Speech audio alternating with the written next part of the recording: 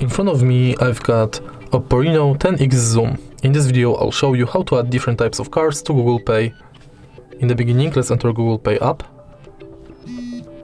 Now, tap the blue button at the bottom of the screen and focus on loyalty, gift card and public transport.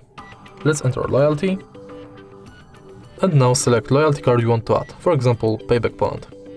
Now you can scan your card or enter details manually.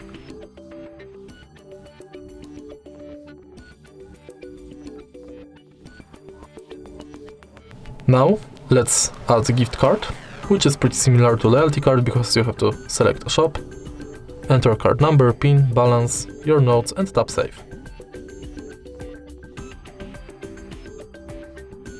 Next we've got public transport, and if you are able to find your public transport, select it, you'll be redirected to website where you have to finish the inside form.